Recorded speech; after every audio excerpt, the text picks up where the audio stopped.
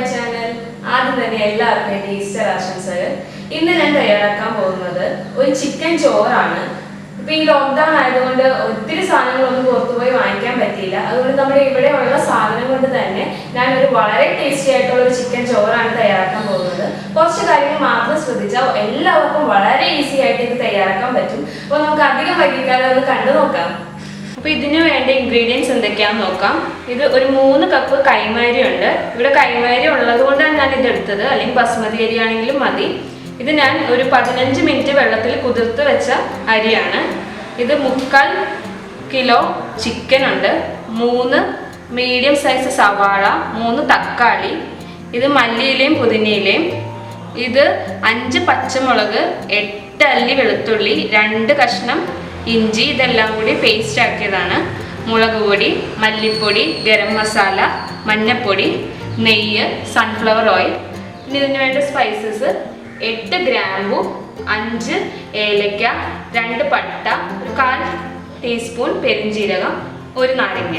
ആദ്യം തന്നെ നമുക്കൊരു പാൻ അടുപ്പിൽ വെച്ചിട്ട് അതിൽ 2 table spoon sunflower oil, 2 table spoon നെയ്യ് ചേർത്ത് കൊടുക്കാം.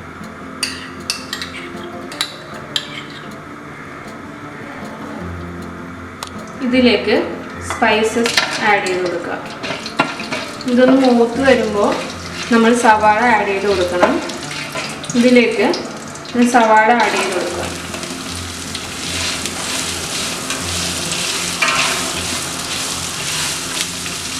ഇതിലേക്ക് നമ്മൾ അരച്ച് വെച്ചിരിക്കുന്ന പേസ്റ്റ് കൂടെ ചേർത്ത് കൊടുക്കുക.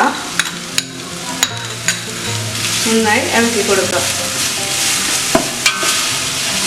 സവാള നന്നായി വഴറ്റിയെടുക്കണ്ട, ചെറുതായിട്ടൊന്ന് സോഫ്റ്റ് ആയാൽ മതി. ഇതിലേക്ക് നമുക്ക് ഇനി ചിക്കൻ ചേർത്ത് കൊടുക്കാം.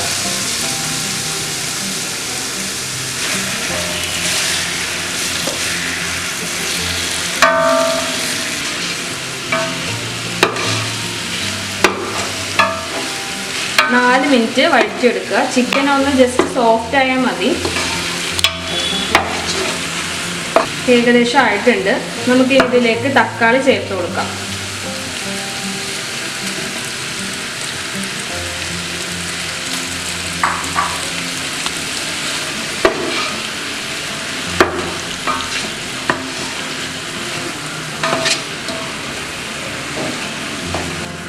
ഒരു 2 മിനിറ്റ് അടച്ചു വെച്ച് വേവിക്കുക.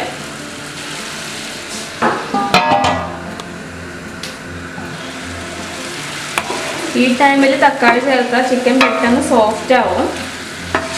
ഒത്തിരി അങ്ങോട്ടിട്ട് ഇതാക്കരുത്, അല്ലെങ്കിൽ പെട്ടെന്ന് ചിക്കൻ ഉടഞ്ഞു പോകും.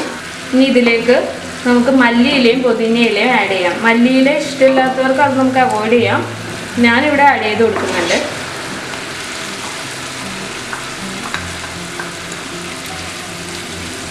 മീഡിയം ഫ്ലെയിമിൽ വെച്ചിട്ട് വേണം നമ്മളിത് വഴറ്റിയെടുക്കാൻ. ഇപ്പോൾ ചിക്കൻ ഒന്ന് സോഫ്റ്റായി വന്നിട്ടുണ്ട്. നമുക്കിനി ഇതിലേക്ക് പൊടികൾ ചേർത്ത് കൊടുക്കാം.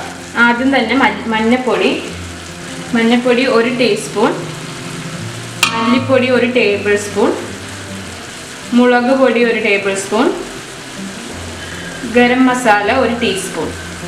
നന്നായി ഇളക്കി കൊടുക്കുക. ഇതിൻ്റെ പച്ചമണം മാറുന്നത് വരെ ഇളക്കി കൊടുക്കുക.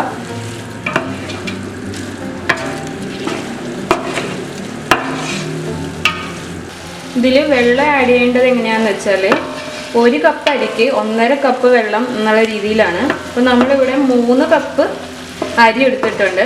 അപ്പോൾ 4.5 കപ്പ് വെള്ളമാണ് വേണ്ടത്.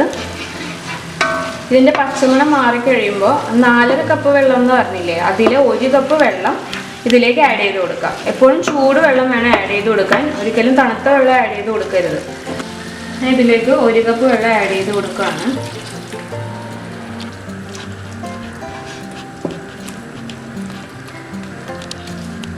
ഇനി 2 മിനിറ്റ് അടച്ചു വെച്ച് വേവിക്കാം.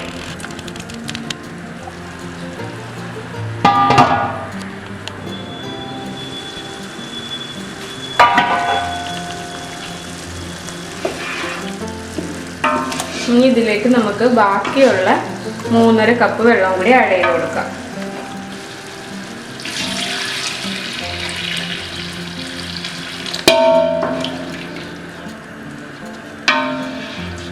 ഇനി ഇതിലേക്ക് ഒരു ചെറുനാരങ്ങയുടെ നീര് ഒഴിച്ചു കൊടുക്കണം.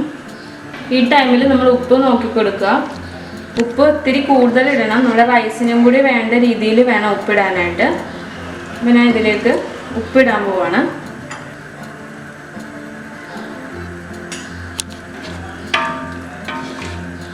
ഇനി ഇതിലേക്ക് നമ്മൾ അരി ചേർത്ത് കൊടുക്കുകയാണ്.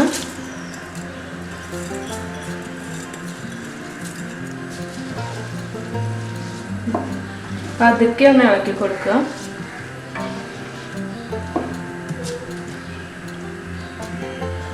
ഇത് നമുക്ക് അടച്ചു വെച്ചിട്ട് ഫുൾ ഫ്ലെയിമിൽ 2 മിനിറ്റ് വേവിക്കണം. അതിന് ശേഷം ഒരു 10 മിനിറ്റ് ലോ ഫ്ലെയിമിലും വേവിക്കാം. 10 മിനിറ്റ് ആയിട്ടുണ്ട്. നമുക്കിതൊന്ന് തുറന്ന് നോക്കാം.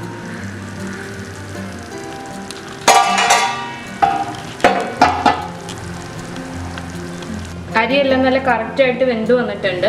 നമുക്കിനി ഇതൊരു ബൗളിലേക്ക് മാറ്റാം. നമ്മുടെ ചിക്കൻ ചോറ് ഇവിടെ റെഡി ആയിട്ടുണ്ട്. വളരെ ടേസ്റ്റി ആയിട്ടുള്ള റെസിപ്പിയാണിത്.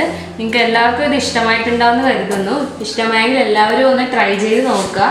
നിങ്ങളുടെ അഭിപ്രായങ്ങളും നിർദ്ദേശങ്ങളും കമൻറ്റ് ചെയ്യുക, ലൈക്ക് ചെയ്യുക, സബ്സ്ക്രൈബ് ചെയ്യുക.